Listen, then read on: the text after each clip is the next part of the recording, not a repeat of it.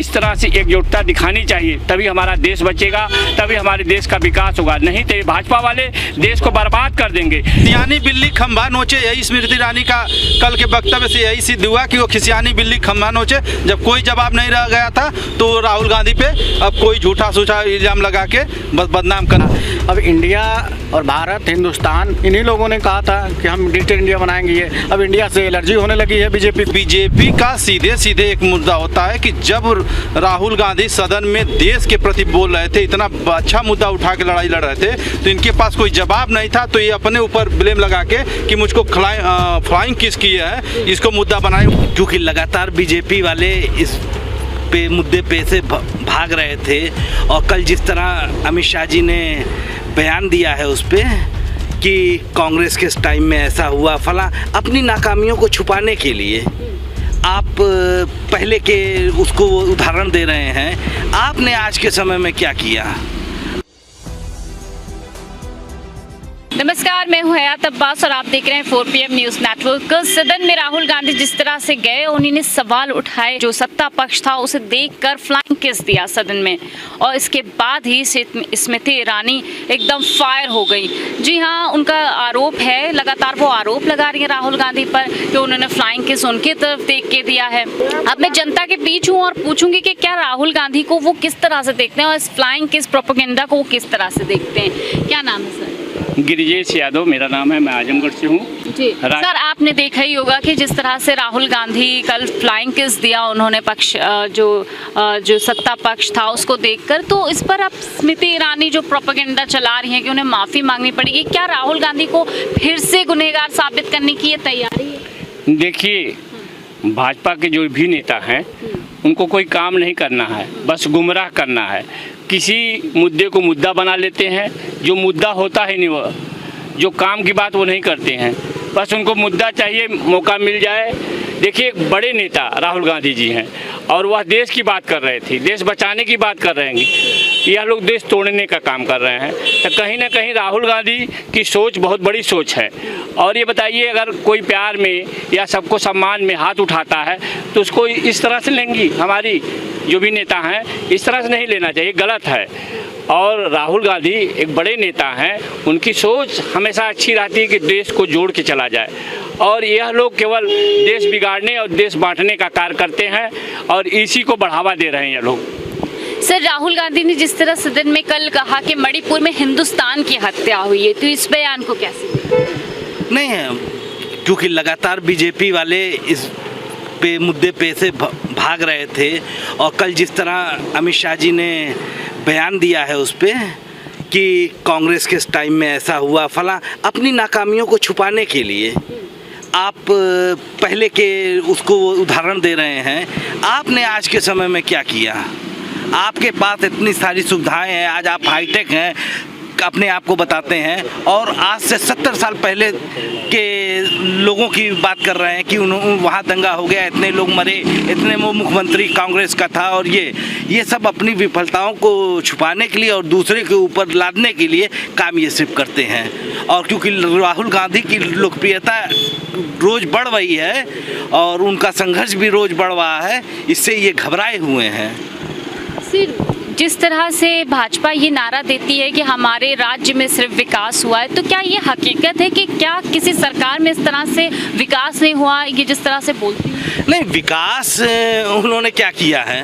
उन्होंने तो सिर्फ दूसरों का नाम लेके वो किया है। और कोई एक योजना बता दें कि जैसे बहुत बड़ी योजना उन्होंने वो की हो, धरातल पे ले आई हो, सब कुछ सारे लोग उनके पूर्व में भी अगर वो गिनाने, अमित शाह जैसे बयान दे रहे थे कांग्रेस ने, ये अगर कांग्रेस ने दिखाने लगेगी, अगर अपने कामों को गिनवाने लगेगी, तो इनके पास तो सदन में जाने की का वो ही नहीं रहेगा, भागते रहेंगे ये लोग। देखिए, विकास तो एक ही नेता किए। इस समय 2 नेताओं का बड़ा नाम देश में चल रहा है। जैसे हमारे यहाँ हैं उत्तर प्रदेश में माननीय अखिलेश यादव जी हैं, उसी तरह राहुल गांधी हैं।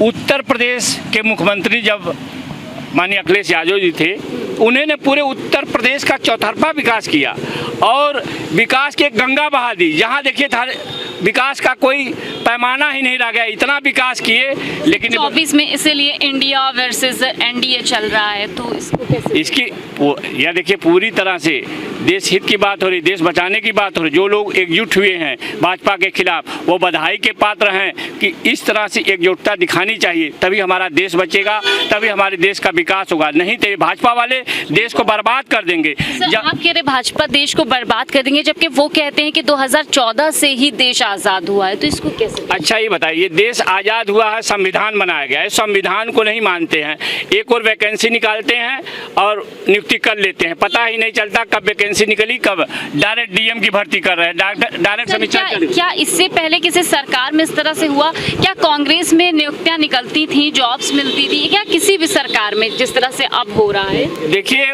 उनका एक सिस्टम था कि विज्ञापन निकलता था, लोग भरते थे, आवेदन करते थे, परीक्षा होती थी, तब जाकर नौकरी मिलती थी। सपा सरकार थी वही सिस्टम था, लेकिन इन्होंने सारा सिस्टम ही बिगाड़ दिया।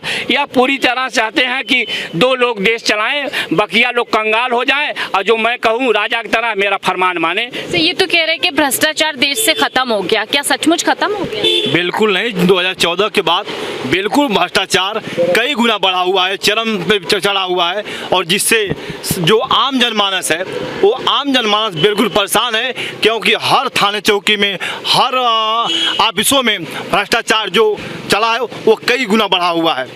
ऐसे में भारतीय जनता पार्टी अपना हर समय पे, हर 6 माह पे अपना एक प्रोपेगेंडा फैलाती है, और जब उस पर फेल होती है तो अगला वो अपना प्रोपेगेंडा फैलाकर जनता को गुमराह काम करने का। तो ये कहते हैं कि हमारे आते ही देश से जो है अपराध मुक्त हो गया है देश, क्या वाकई?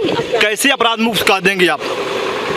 तमाम घटनाएं घटित हो रही हैं जो आपके सामने है। मणिपुर घटना है जो अपराध मुक्त बता रहे हैं, हरियाणा घटना है, इसके बाद कई ऐसी घटनाएं घटी, बलात्कार से लेकर तमाम गैंगरेप तक किए गए इन्हीं सरकारों में, और उस पर तो कैसे करें कि हमारी घटनाएं नहीं घट रही हैं। इसलिए जहां तक थाने तक बता रहे हैं, हम देख लीजिए आप, थाने तक उन सबों को आप सरेआम गोली मारी जा रही है, तो ऐसी स्थिति में हम कैसे करें कि घटनाएं उनकी राज्य में कम चल रही है। तो इस समय सबसे बड़ा मुद्दा क्या है जनता के बीच? महंगाई, बेरोजगारी, छिनैती, हत्या, लूट, बलात्कार, यही है सबसे बड़ा मुद्दा। और विपक्ष इंडिया अलायंस बना के इसी पे लड़ रहा है, तो बीजेपी को दिक्कत हो रही है कि बीजेपी ने घमंडिया बोल दिया है इंडिया को। ऐसा है कि अगर वो बीजेपी करे तो सही है, अगर विपक्ष करने लगे तो घमंडिया हो गया। अब इंडिया और भारत, हिंदुस्तान, इन्हीं लोगों ने कहा था कि हम डिजिटल इंडिया बनाएंगे, ये अब इंडिया से एलर्जी होने लगी है बीजेपी को। इंडिया में बोल रहे कि डॉट डॉट करके है, वो इंडिया नहीं है, वो डॉट डॉट करके है, तो इसको कैसे? वो डॉट करके कुछ भी कर लें वो सही है, पर विपक्ष करे तो वो गलत है। तो इसलिए उनकी मानसिकता अब समझिए कि जनता सब जान चुकी है क्या है। देश को बर्बाद करने, लोगों को तोड़ने, हिंदू मुस्लिम में बांटने, हिंदुस्तान पाकिस्तान में बांटने, मंदिर मस्जिद बांटने, यही काम रह गया है। बाकी कुछ धरातल पे इनका कुछ दिखता नहीं है कि कुछ कहे, इसलिए जनता को गुमराह करने वाला काम करते हैं। कल जो राहुल गांधी ने फ्लाइंग किस वाला जो वो फ्लाइंग किस नहीं था, जैसे लोग कहते हैं गॉड को कि शुक्रिया गॉड या धन्यवाद। तो ये स्मृति ईरानी क्यों इतना बवाल मचा दी? स्मृति ईरानी के पास कोई काम है नहीं। जैसे मणिपुर में ना बोली, किसी महिला की इज्जत लूटी जाएगी तो नहीं बोलेंगे, लेकिन अगर कुछ विपक्ष काम करता है तो उस पर बोलेंगे, क्योंकि स्मृति ईरानी के पास कुछ बोलने के लिए है नहीं। और अमेठी से राहुल गांधी लड़ते थे, अमेठी से वो भी लड़े, जीत गए, इसलिए वो जानती हैं कि अमेठी इस बार राहुल गांधी हरा देंगे, इसलिए उनको अब जलन सी हो रही है। विपक्ष इकट्ठा हुआ है, तो बोल रही है माफी मांगनी पड़ेगी इसके लिए, माफी मांगने के लिए। तो अब फिर ऊपर जो बैठे हैं, माफी मांगने लायक कुछ है या नहीं है। स्मृति ईरानी जी महिलाओं को इसलिए वो राहुल गांधी को बदनाम करना चाहती हैं क्योंकि अभी ताज़ा घटना है जब महिलाओं को नंगा करके मणिपुर में घुमाया जा रहा था, तो स्मृति ईरानी कहाँ थी? तब उनको ये नहीं लगा कि हमारे प्रधानमंत्री को माफ़ी मांगनी चाहिए। वहाँ पे क्राइम इतनी बढ़ गई है, वहाँ पे इतना महिलाओं के साथ अत्याचार किया जा रहा है, तब स्मृति ईरानी जी कहाँ थी कि आज राहुल गांधी से कह रहे हैं कि माफ़ी मांगने के। और बीजेपी का सीधे सीधे एक मुद्दा होता है कि जब राहुल गांधी सदन में देश के प्रति बोल रहे थे, इतना अच्छा मुद्दा उठा के लड़ाई लड़ रहे थे, तो इनके पास कोई जवाब नहीं था, तो ये अपने ऊपर ब्लेम लगा के कि मुझको फ्लाइंग किस किए है, इसको मुद्दा बनाए। उन्हीं की पार्टी के सांसद वहीं वो अभिनेत्री हेमा मालिनी जी ने वही कहा कि मैंने तो देखा ही नहीं कब उन्होंने फ्लाइंग किस किया, वही उनका खंडन कर रही हैं। तो ये सीधे सीधे साबित करता है कि उनके पास कोई मुद्दा नहीं है, और जो ज़मीनी हकीकत राहुल गांधी जो मुद्दा उठाया तो उनके पास कोई जवाब नहीं था, इसलिए उस जवाब को गुमराह करने के लिए वो अपने ऊपर ब्लेम लगवा रही है कि मुझको फ्लाइंग किस किया गया। बिल्कुल, तो लोगों के मैंने बात की है, जाना है कि राहुल गांधी क्या वाकई में स्मृति ईरानी को किस कर रहे थे, फ्लाइंग किस कर रहे थे। तो लोगों का साफ तौर पे कहना है कि स्मृति ईरानी अब बौला गई हैं, बौखला गई हैं, क्योंकि उनके पास कोई मुद्दा नहीं है। और जब राहुल गांधी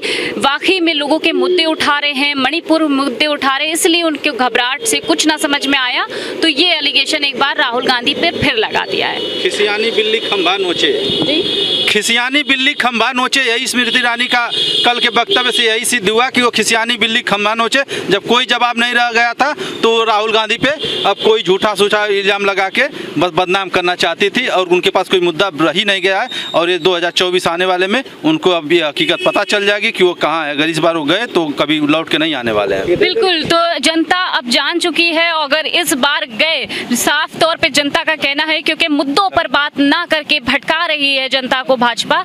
24 में गए तो फिर इस बार नहीं आने वाली भाजपा सरकार, और जनता अपना मन बना चुकी है कि इस बार मुद्दों पर वोट करेगी। कैमरा पर्सन सत्यनारायण के साथ मैं हयात अब्बास, 4PM न्यूज़ नेटवर्क।